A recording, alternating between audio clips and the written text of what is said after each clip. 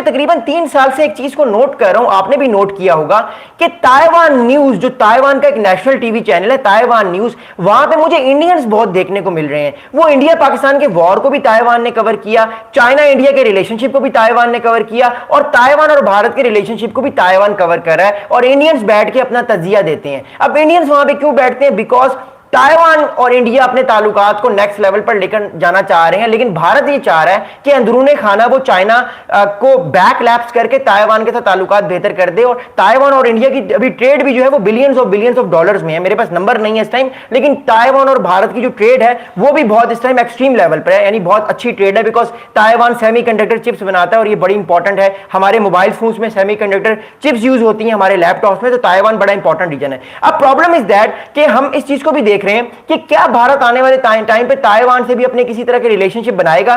China इस चीज को बड़े गौर से देख रहा है। इसलिए आपको याद होगा 2 हफ्ते पहले जब वांग ही जो थे वो दिल्ली में आए थे, तो जयशंकर साहब ने कैटेगोरिकली ये कहा था कि भारत जो है वो वन चाइना पॉलिसी पे बिलीव करता है। भारत जो है वो ताइवान को, यानी ताइवान वन चाइना पॉलिसी का मतलब है कि भारत ताइवान को मेनलैंड चाइना का हिस्सा समझता है। अब जयशंकर साहब ने ये बात क्यों की? हालांकि आप देखिए, जब चाइना के प्रेसिडेंट पाकिस्तान आते हैं, पाकिस्तान ने तो कभी वन चाइना पॉलिसी की बात नहीं की, बिकॉज भारत चाइना को अश्योर करवा रहा था कि देखिए हमारी back to track two diplomacy चल रही है, हमारे एकेडमिया, हमारे टीचर्स, हमारे प्रोफेसर्स इंटरव्यूज दे रहे हैं इन लोगों को, हमारे ताल्लुकात बेशक बैक चैनल पे बेहतर हो रहे हैं, लेकिन हम आपको बुली नहीं करेंगे, हम अपना इन्फ्लुएंस ताइवान में नहीं लगाएंगे। चाइना भी इस चीज को बड़े गौर से देख रहे हैं, और चाइना भी इस चीज को समझता है कि भारत अपने ताल्लुकात को अगर ताइवान से नेक्स्ट लेवल पर लेकर जाएगा तो चाइना इससे हरास फील करेगा, चाइना इससे प्रोवोक होगा, एंड दैट्स व्हाई चाइना जो है वो भारत के खिलाफ एक्शन ले सकता है। जिस तरह पाकिस्तान और भारत के लिए कश्मीर इंपॉर्टेंट है, सेंसिटिव मसला है, उस तरह ताइवान जो है वो चाइना के लिए भी बड़ा सेंसिटिव मसला है। That's why it is. अगली बात मैं आपको बताऊंगा, देखिए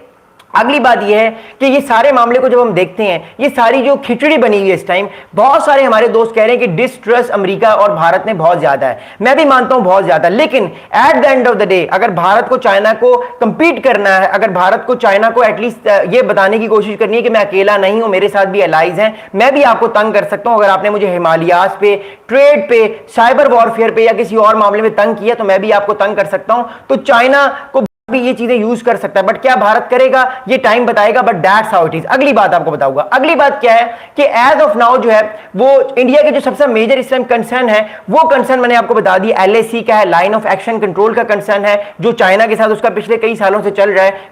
चाइना कभी भी बताए बगैर इनकर्जन कर सकता है, भारत को यह खतरा है।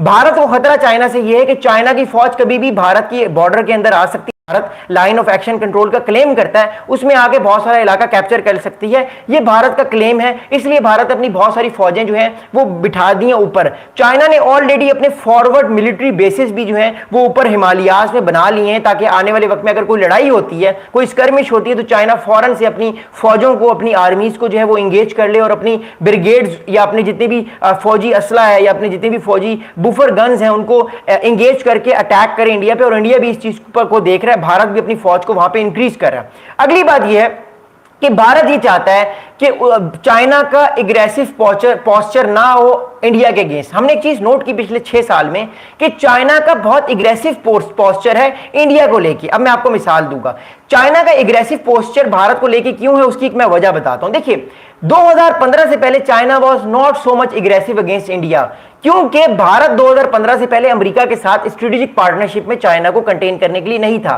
भारत का पोस्चर भी एग्रेसिव नहीं था चाइना को लेके, और चाइना का भी पोस्चर भारत को लेके एग्रेसिव नहीं था। इंपॉर्टेंट थिंग इज दैट कि 2015 के बाद जब लास्ट ईयर था, ओबामा साहब का वो भारत आए, न्यू दिल्ली आके उन्होंने एक डील साइन की जिसमें स्ट्रेटेजिक पार्टनरशिप की डील थी, जिसमें डिफेंस कॉपरेशन था, जिसमें इकोनॉमिक कॉपरेशन था, पॉलिटिकल कॉपरेशन था, इसके अलावा एकेडमिया का कॉपरेशन था। तो भारत अमेरिका 2015 में एक दूसरे के साथ आ गए। हमने एक चीज नोट की कि 2015 के बाद चाइना ने भी कहा कि ठीक है, अब भारत ने अपनी स्ट्रेटेजिक पार्टनरशिप जो है वो कायम कर ली है अमेरिका के साथ, मैं भी साउथ एशिया में नए एलाइज बना के के भारत को भी तंग करूंगा, भारत को मैं कंटेन करूंगा।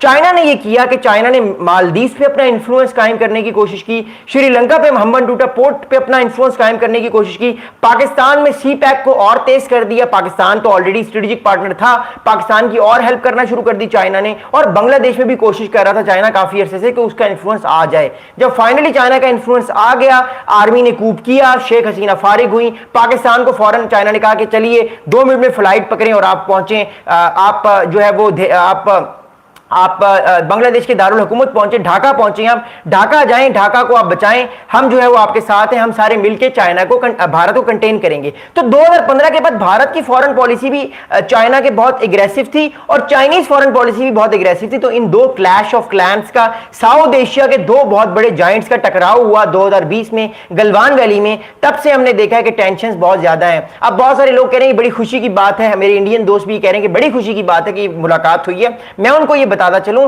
कि भारत के भी अभी भी बहुत सारे कंसर्न हैं, चाइना के भी बहुत सारे कंसर्न हैं, और ये कंसर्न इतने जल्दी खत्म नहीं होंगे, क्योंकि at the end of the day Bharat जो है वो चाइना को ये गारंटी नहीं दे सकता कि वो चाइना को कंपीट नहीं करेगा। अगर चाइना को भारत ये गारंटी दे दे कि वो चाइना को कंपीट नहीं करेगा और वो अपनी इकोनॉमी को रखेगा, लेकिन चाइना के पीछे वो नहीं आएगा, तो हो सकता है चाइना जो है वो भी अपने ताल्लुकात हल्के कर ले, रिलेशन